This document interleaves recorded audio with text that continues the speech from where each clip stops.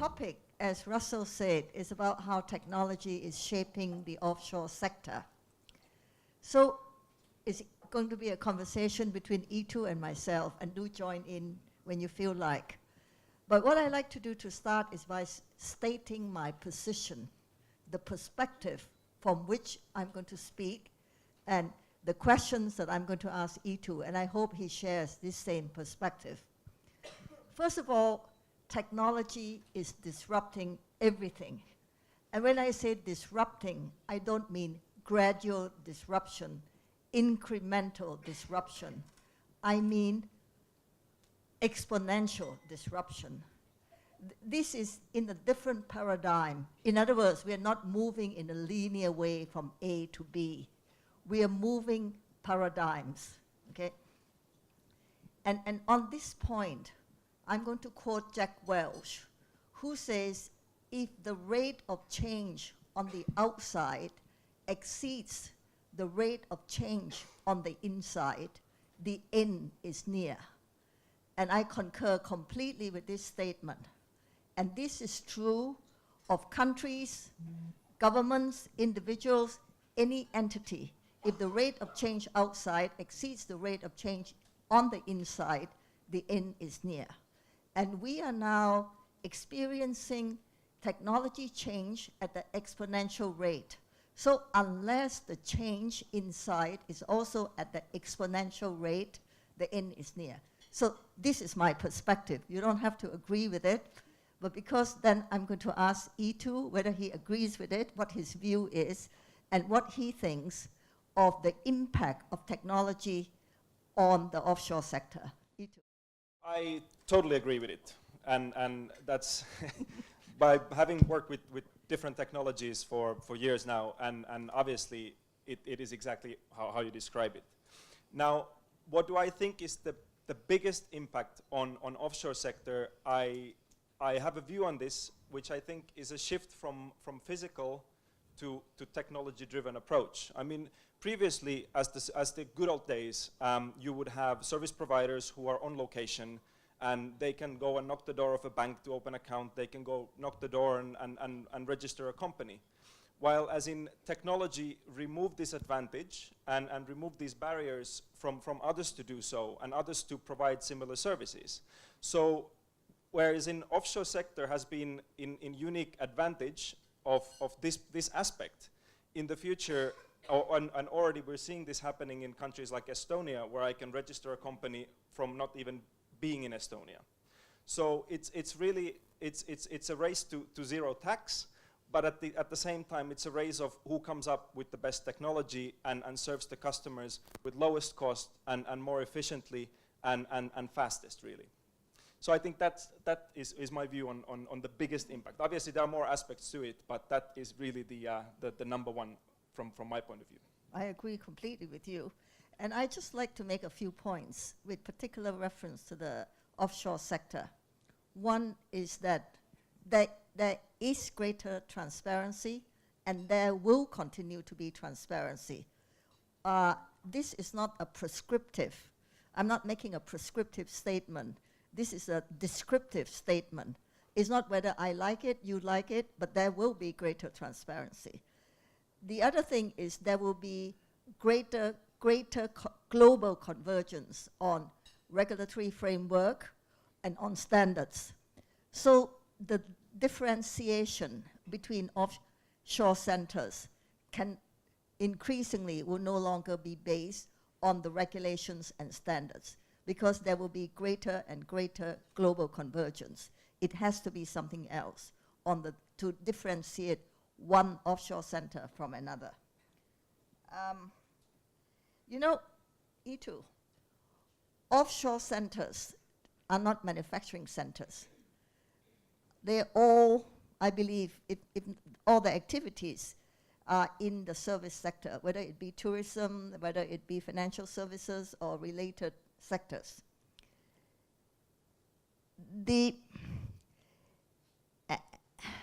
I just want to focus, because there are many sectors, many kinds of financial service, many kinds of services, but I just like to focus on the financial services sector, because this is what many, if not all, of the offshore centers are engaged in. So what I like to ask you is, how is fintech, which is the financial technology, impacting the service sector, and what are the implications for offshore centers? Well, I think it's actually very much in line with my first answer, is that if we remove the physical element of it and we're able to give these services for customers online, whereas whether we talk about the Bank of Asia project or other, I think that is really the biggest impact that technology actually provides.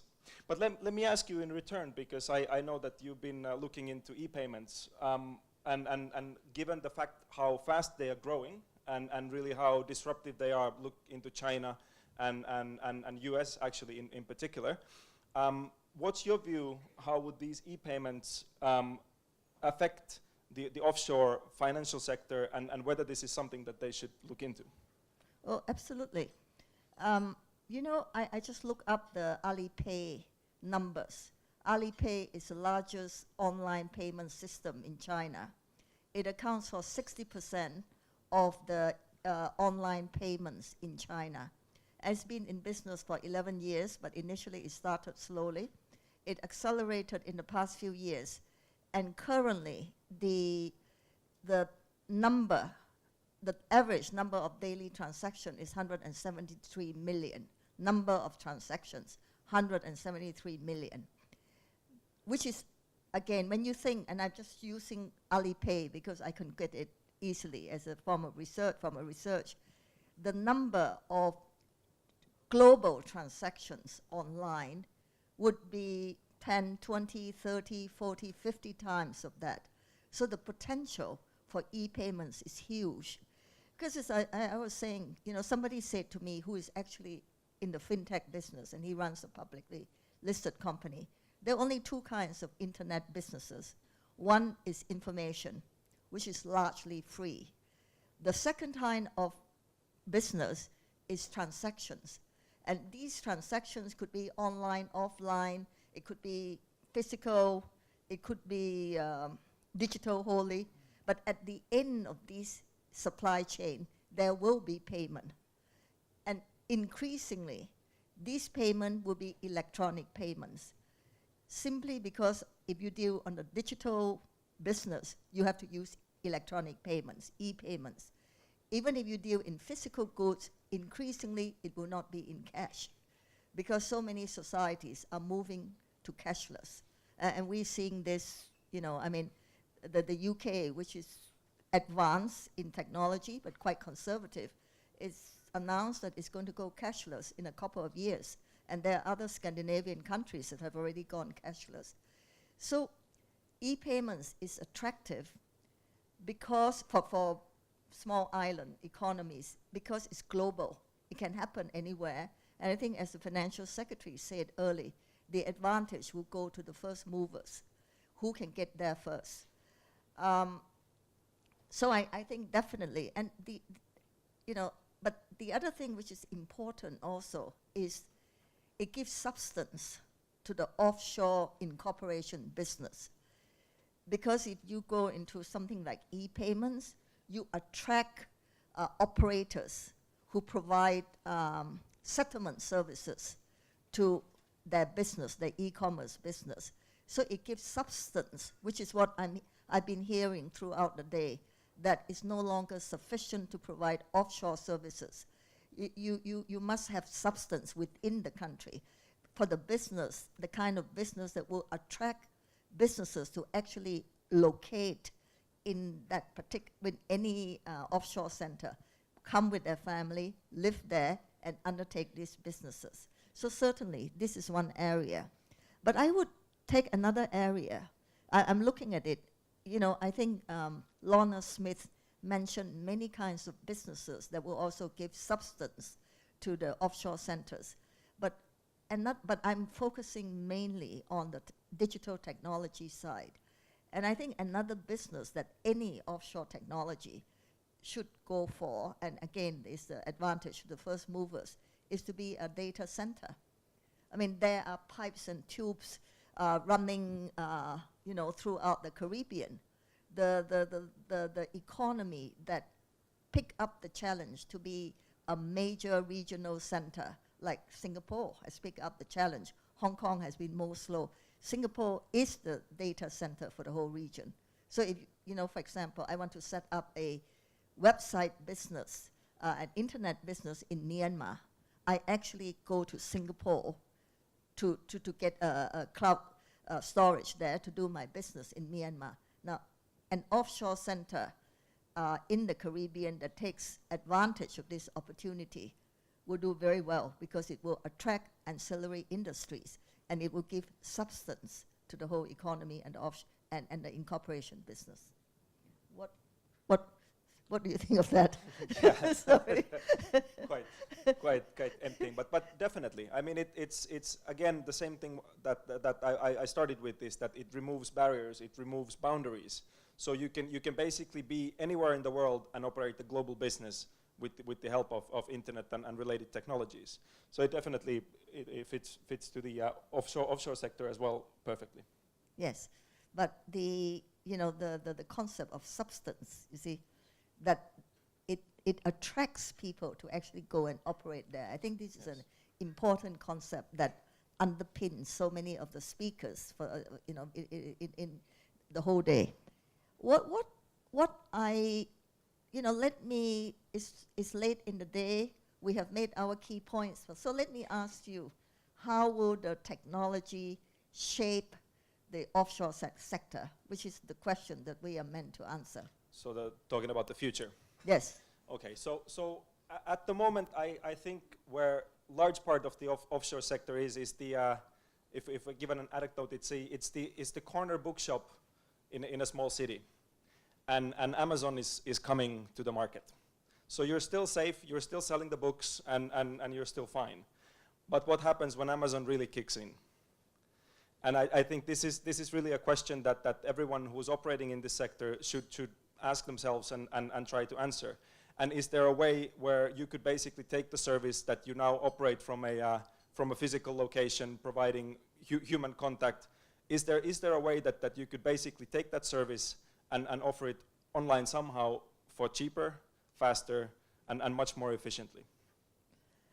Yeah, I agree with that. And if I were to ask myself the same question, I would say that I would not be able to answer the question because it's not how the technology will shape the offshore sector. What I'm saying, given the exponential change we are experiencing, we are in a crisis. And the Chinese word for crisis, as many of you would know, comprises two characters. One is danger and one is opportunity. So how it will affect each particular offshore center will depend on how each center responds to both the danger and the opportunity that opens up because of the exponential rate of change in technology. And so it's like the destiny is in your own hands because the dangers are out there and they're very serious, and the opportunities are out there and they're actually quite in abundance. And that's, would you like to add anything else? No, I think that sums it up well with the last remark of it's not a question whether I think it's going to happen. It's not a question of Barbara, you think it's going to happen. We know that this is already happening. Now it's a question of how do we react to it and whether we react to it and how fast it's going to happen, and are we already too late or do we still have time? If you think there's still time, I think now is the last sort of last resort to jump on the train and really get going with this development. Okay, I hope that we woke you up a bit, and we will entertain any question or any comment, and any contradiction would be wonderful. Yes, anyone? No? Okay. Oh, yes, great. It used to be that the rate of technology change is so slow, and product life cycles, for instance, can Take the mic. Thank you. The product life cycles 20 years ago can take years, and now it's like every product cycle is, for smartphones, for instance, it's measured in weeks, sometimes in days. How does one respond to such a rapid technology change? How should organizations, especially in the offshore sector, respond to such rapid changes that in many times would cause a lot of distress in organizations? Wow, yes. You're quite right to ask this, Philip, because it's very easy to talk about it and saying what one has to do. But what actually does one have to do is a more difficult question, because any organization, and my experience is more with business, any organization's capacity to respond is always slower than the external change. And that's why it's not just the industrial economies that are, suffering. Even tech companies like Yahoo, like BlackBerry, they've become totally irrelevant, and we may see the same with Twitter. These were all innovators in that time. So the only way I could answer it is that the leadership of an organization, and again, I'm speaking from the business perspective, will have to act very quickly. That, if a decision is taken to do something, one does not take 2 years, 3 years to implement, but it has to be very quick, small experiments that are ongoing.